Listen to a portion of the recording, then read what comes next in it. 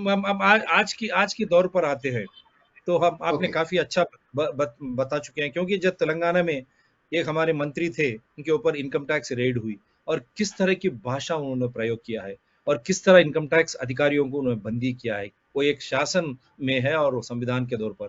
और आजकल फिर मुख्यमंत्री की बेटी खुल एमएलसी कविता 10 के ऊपर फोन्स जो बर्बाद किया है इन्फोर्समेंट डायरेक्टरेट की रेड में, लिकर स्कैम में। एक तो वो मेडिकल और सीट या एक उनकी जो प्रॉपर्टीज है एकदम किस तरह बढ़ गई, दोनों भी संविधान के ऊपर प्रमाण करके ये लोग आए हैं। और किस तरह की आज उदाहरण दे रहे हैं लोगों को, क्योंकि जब आपके ऊपर कुछ आता है, आप डरते क्यों? अगर गलती ना करें, फेस कीजिए। आप एक यू बी आप मिसाल रह जाइए, यू बी एन एग्जाम्पल। तो ऐसे दौर में राम राज्य का महत्व काफी होना चाहिए हर एक शासन में, प्रतिनिधि में और ऐसे पार्टियों में। ये बहुत कमी दिखाई दे रही है, और इस कमी को आप क्या, यूपी हो या पंजाब, उत्तराखंड, मणिपुर, जो भी बाई इलेक्शंस हो, उपचुनाव हो या चुनाव हो, वहां पर इस तरह की कुछ मूल सिद्धांतों में इवन जो पार्टी बीजेपी थी उसका भी हाँ जी। थोड़ा थोड़ा उसमें भी लोगों की सोच में भी परिवर्तन आया है।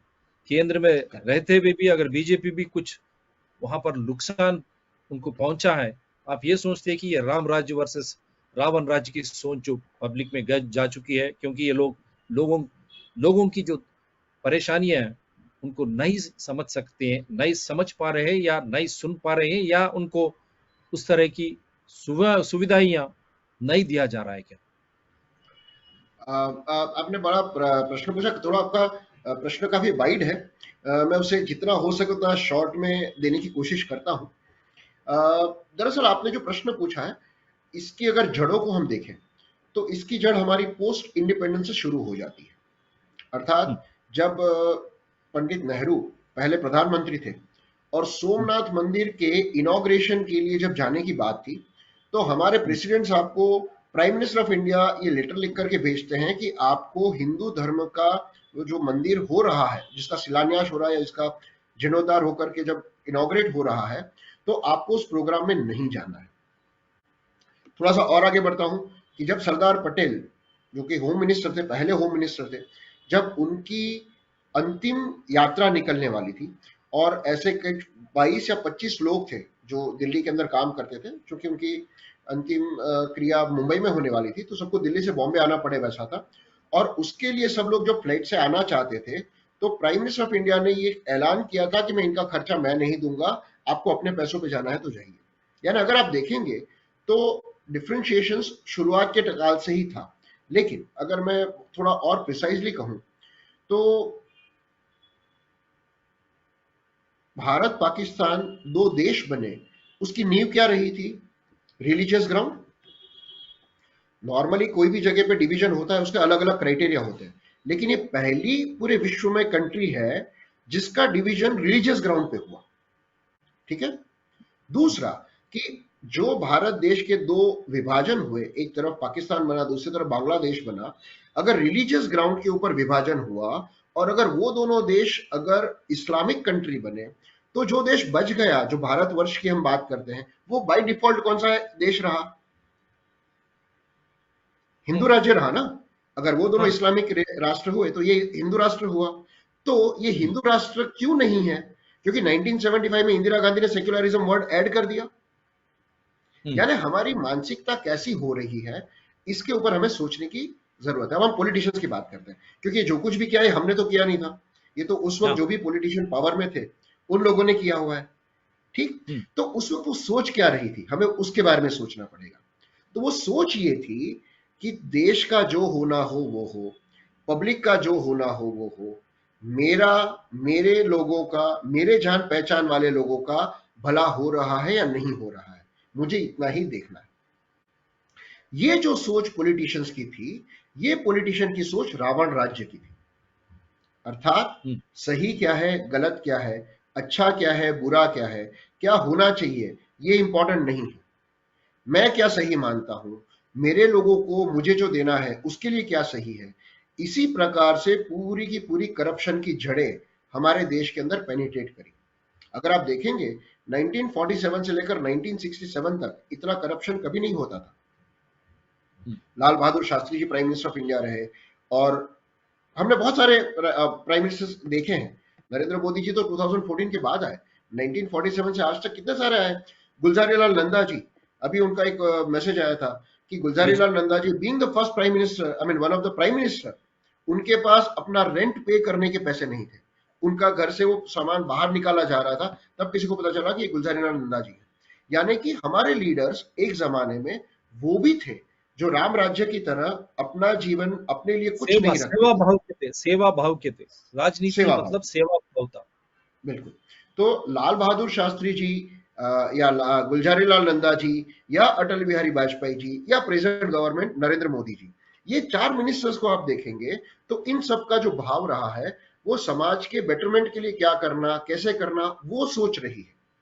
लेकिन इन चार के अलावा और भी 10 मिनिस्टर्स रहे, प्राइम मिनिस्टर्स रहे, फिर चाहे नेहरू हो, चाहे इंदिरा गांधी हो, चाहे राजीव गांधी हो, चाहे नरसिम्हा राव हो, और फिर वो 91 टू 2000 के बीच में जो मिक्स खिचड़ी सरकार गुजराल बनती थी, गुजराल जी, चंद्रशेखर जी, आई के गुजराल जी, गुजराल जी चंद्रशेखर थे, जी, देवीलाल, चंद्र, मेरे ख्याल एग्जैक्टली। थोड़े दिन तो देवीलाल इन और सब के हमारे अंदर, हाँ, तो हमारे इन कर्नाटक सब के के भी अंदर, थे ना, कर्नाटक के राइट, देवेगौड़ा साहब जो थे। देवेगौड़ा जी, देवेगौड़ा हाँ, साहब थे। तो ठीक। हमारे देश के अंदर हमेशा से राजनीति का मतलब ये रहा था आज तक का, मतलब 2014 के पहले हम भी ये मानते थे कि जो आदमी पावर में आया, जो आदमी सत्ता में आया, वो जो करना चाहे वो कर सकता है, राजा को कौन पूछ सकता है, राजा को कौन कह सकता है। लेकिन आज भी 2014 तक हमें पता आज ही भी हम नहीं नहीं, था। आज भी नहीं पूछ सकते हम मोदी को, राजा ये भी हाँ, कुछ राजा कुछ है। जगह पे ऐसा है, हम नहीं पूछ सकते। लेकिन नरेंद्र मोदी जी जब तक नहीं आए थे तब तक हमें नहीं पता था हाँ, कि difference between kingdom and democracy में क्या फर्क होता है। ठीक है, 2014 के पहले हम यही मानते थे कि राजाशाही हो या डेमोक्रेसी हो, दोनों एक ही है। यानी एक बार जो आदमी चीफ मिनिस्टर बन गया या एक बार जो आदमी प्राइम मिनिस्टर बन गया, फिर वो अपनी जो मनमानी चाहे वो कर सकता है, उसके ऊपर कोई एक्शन नहीं हो सकता। वो कितना भी करप्शन करे, वो कितनी भी गलत चीजें करे, उसके ऊपर कुछ नहीं हो सकता। आप सोचिए कि हमारी हाइट ये थी कि existing prime minister of India public की गैदरिंग में ये कहते थे कि मैं 1 रुपया भेजता हूं और नीचे से 15 पैसे पहुंचते हैं। क्या उन्हें ये नहीं पता था कि बाकी के 85 पैसे कहां जा रहे हैं, कितने पैसे उनकी ही पार्टी या उनके ही लोगों में आते, क्या उन्हें नहीं पता था? खैर, ये एक सिलेक्टिव नैरेटिव था। तो मैं ऐसा मानता हूं कि पुराने जमाने में जो पॉलिटिशियंस, जो कांग्रेस से मोटिवेशन लेकर जितने भी पॉलिटिशियन बने हैं, उन सबका एक ही नारा रहा है रावण राज्य का, कि अपना घरो, अपना घर भरो, अपनी चीजों को करो, पब्लिक का, समाज का, स्टेट का या कंट्री का जो होना होगा वो देखा जाएगा। जैसे हमने चलो सबसे ये, ज्यादा अगर देखा लेकिन था, आज मैं आज कंक्लूडिंग आज का लाइन भी कहता हूं। आज का भी हाँ, श्रेय मैं देता हूँ, लेकिन साथ में मोदी जी और नए दौर के लीडरशिप ये भी लेना चाहिए कि आज आप जैसे और हम जैसे लोग कंटेस्ट नहीं कर सकते। मोदी की कृपा है और पूरे राजनीतिक दल एक हो गए, क्योंकि करेक्ट। जो पार्टी फंडिंग है किसी को पता नहीं चलता कौन कितना दे रहा है। दूसरी बात, इतनी खर्चा बढ़ा दी है कोविड 19 के टाइम में, जब हम यूपी में उपचुनाव, उसके इलेक्शन कमीशन ऑफ इंडिया ने जो खर्च करने की व्यवस्था है इतनी बढ़ा दी, क्यों मोदी उसको रोक नहीं सके? ये कहाँ की राम राज्य है सर? तो क्योंकि ये नहीं, एक आपकी बात सही है। नहीं नहीं, मैं आपको, आपने जो कहा बिल्कुल मैं सही कह नहीं, रहा हूँ। मैं खाली इनफैक्ट, मोदी आप को उत्तर दोष प्रदेश की नहीं दे बात रहा हूँ, करते हैं। नहीं, आप उत्तर मोदी प्रदेश को की बात खाली करें, मैं दोष अभी नहीं की दे बात रहा हूँ। करता हूँ, मनोगोड़ू की बात करता हूँ, गुजरात में, मतलब यहाँ मैंने का। मोदी को दोष नहीं तो करना, नहीं खाली मोदी को नहीं, मोदी के साथ में हर कोई राजनीतिक दल एक हो, जुट हो गए। क्यों मोदी को प्रश्न नहीं कर रहे ये लोग? क्यों इलेक्शन कमीशन ऑफ इंडिया अगर बढ़ाने से क्यों ये लोग प्रश्न नहीं करते? धरना क्यों नहीं करते? कांग्रेस हो या दूसरे आम आदमी पार्टी। मैं मोदी को दोष नहीं दे रहा हूँ, लेकिन इतनी खर्चा इलेक्शन एक्सपेंसेस बढ़ाई ताकि आम आदमी से चुनाव दूर हो गए। आज मैं मोदी को दोष नहीं दे रहा हूँ, ये बाकी के राजनीतिक दल किधर गए?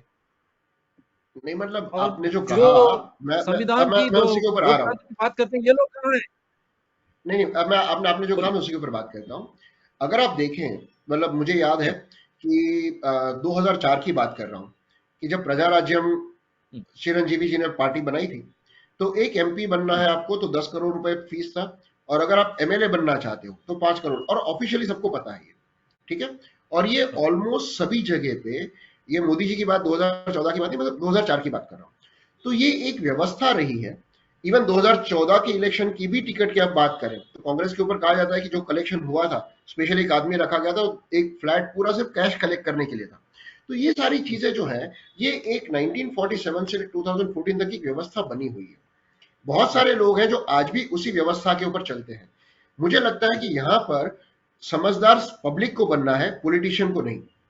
पॉलिटिशियन पैसा बांटना चाहता है, उसको बांटने दे। मैं तो चाहता हूं कि हर आदमी हर एक पॉलिटिशियन से 10,000 रुपए ले, लेकिन वोटिंग उसी को करे जो आदमी सच्चा और ईमानदार हो, यानी कि वो पैसा नहीं भी दे तो भी चलेगा।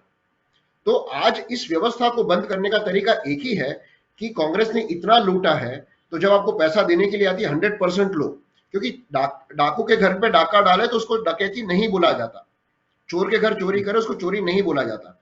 तो कांग्रेस ने इतने सालों से जो भी चुराया है, अगर आपको पैसों के हिसाब से वापस करती है, उससे पैसे लो, लेकिन वोट देने की जरूरत नहीं है।